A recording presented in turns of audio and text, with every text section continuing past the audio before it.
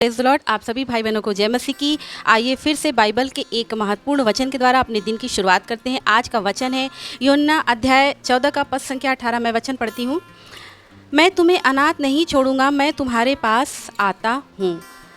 बहुत से लोग सोचते होंगे, खासकर जो नए विश्वासी हैं, वो इस वचन को पढ़ेंगे तो यही सोचेंगे कि हमारे तो माता पिता भाई बहन दोस्त रिश्तेदार सब लोग हैं, तो फिर हम अनाथ कैसे हुए। अनाथ शब्द का अर्थ होता है जिसका कोई भी न हो। तो यदि हमारे पास हर एक रिश्ते हैं तो फिर हम अनाथ कैसे हुए। हमारे जीवन में बिना पवित्र आत्मा के या बिना पवित्र आत्मा की उपस्थिति के सब कुछ होते हुए भी, सारे लोग होते हुए भी, सारे रिश्ते होते हुए भी एक अकेलापन, एक शून्यपन जो हम महसूस करते हैं, वही हमारे जीवन में महसूस कराता है कि हम सब कुछ होते हुए भी अकेले हैं, अनाथ हैं।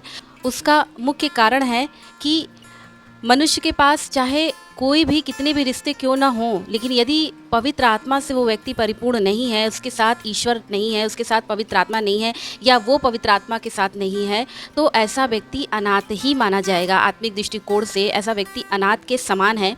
एक बहुत कड़वी बात है कि संसार में सारे रिश्ते होते हुए भी हम अनाथ ही होते हैं। उसका अगर आपको प्रमाण चाहिए तो आप याद कीजिए, आज से 3-4 साल पहले जब कोरोना का पीरियड चल रहा था, कोरोना वायरस फैला हुआ था, तो अपने ही अपनों को पहचानने से इनकार कर दे रहे थे उस वक्त, जबकि लोगों का और डॉक्टर्स लोगों का ये कहना था कि यदि आपके घर में कोई भी एक इफ़ेक्टेड है कोरोना वायरस से, यदि आप उसके साथ रहते हैं तो पूरी फैमिली इफ़ेक्टेड हो जाएगी, पूरी फैमिली कोरोना वायरस के चपेट में आ जाएगी। तो बहुत से लोग, मुझे याद है आज भी, एक उस वक्त एक ये इंसिडेंस बहुत ज़्यादा फेमस हुआ था, बहुत ज़्यादा लोग इस बात को जानकर आश्चर्यचकित रह गए। एक बेटा बाहर जॉब करता था और जब वो किसी भी तरीके से उस पीरियड में अपनी माँ के पास गांव वापस आया शहर से, तो पता चला कि उसे वो कोरोना इफ़ेक्टेड है। तो जब डॉक्टर लोगों ने क्लियर कर दिया कि उसे कोरोना है, जबकि बहुत से लोग उसमें बचाए भी गए थे उस पीरियड में और उस बीमारी से बहुत से लोग बचे थे उसके कुछ परहेज और कुछ ट्रीटमेंट के बाद, लेकिन उसकी माँ ने साफ साफ कह दिया कि मैं गेट नहीं खोलूँगी, वरना उसके साथ साथ सब के सब मारे जाएंगे। तो देखिए, हम सोचते हैं कि हमारे पास माता पिता हैं, भाई बहन है, दोस्त यार, ठीक है, उनके रहते हुए ज़रूर हम सांसारिक दृष्टिकोण से अनाथ नहीं हैं, लेकिन आत्मिक दृष्टिकोण से यदि हमारे दुख के, समस्या के, परेशानी के वक्त यदि हमारे अपने ही हमें छोड़कर चले जाएं, तो फिर हम किस एंगल से अनाथ नहीं हुए, किस एंगल से हम सनाथ हुए। जब हमारे ही अपने हमें छोड़कर चले जाएं तो उस वक्त हम अब क्या महसूस करेंगे। उस वक्त हम यही महसूस करेंगे कि हम इस संसार में बिल्कुल ही अकेले हैं और अनाथ है। वो लड़का उस वक्त क्या महसूस किया होगा, वो बिल्कुल डर गया होगा, और वो डरने से ज़्यादा वो दुखी हो गया होगा कि आज मेरे ही घर वाले मुझे नहीं पहचान रहे। तो देखिए, मैं ये नहीं कहती कि लोगों को सतर्क होने की ज़रूरत नहीं थी, लेकिन फिर भी इंसान का असली चेहरा उस वक्त सामने आ गया कि जिन रिश्तों पर हम यकीन करते हैं, कि जिन रिश्तों के द्वारा हमें ऐसा लगता है कि उनकी उपस्थिति में हम सनाथ हैं और अकेले नहीं हैं, वही रिश्ते हमें अकेला छोड़ के चले जाते हैं। तो उस वक्त हम अनाथपन महसूस करते हैं, अकेलापन महसूस करते हैं। लेकिन उस वक्त आपको कोई नहीं छोड़ता है, तो वो है आपके प्रभु यीशु मसीह। प्रभु यीशु मसीह उस वक्त बिल्कुल नहीं आपको छोड़ते, और क्योंकि प्रभु दुखी और खेदित मन वालों को कभी नहीं त्यागता, कभी नहीं छोड़ता।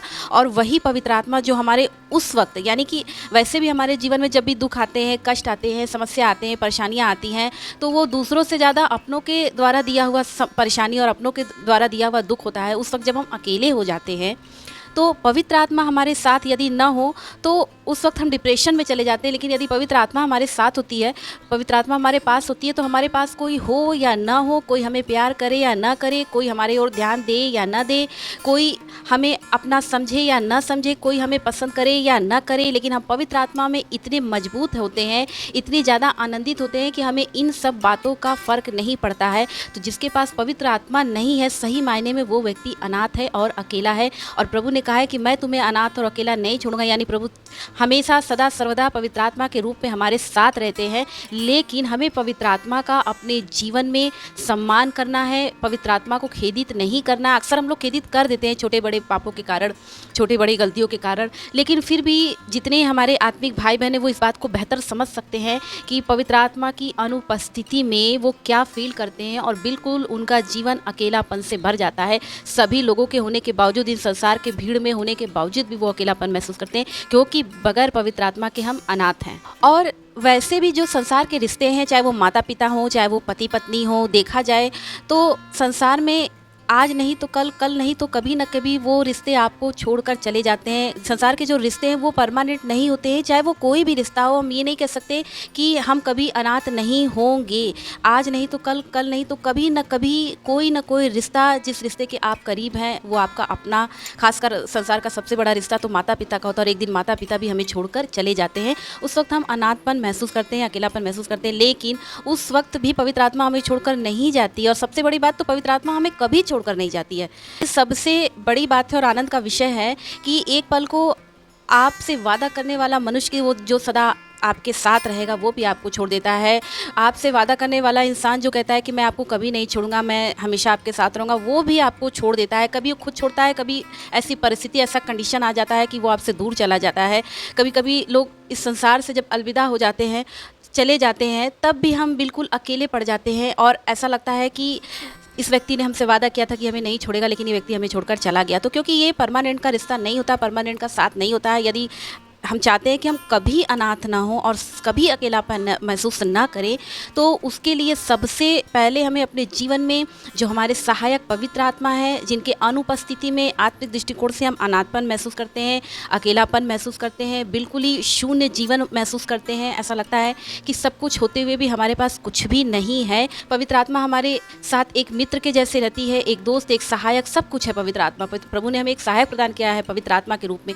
तो हम कभी भी अकेले और अनाथ हो ही नहीं सकते जब तक कि पवित्र आत्मा हमारे साथ है।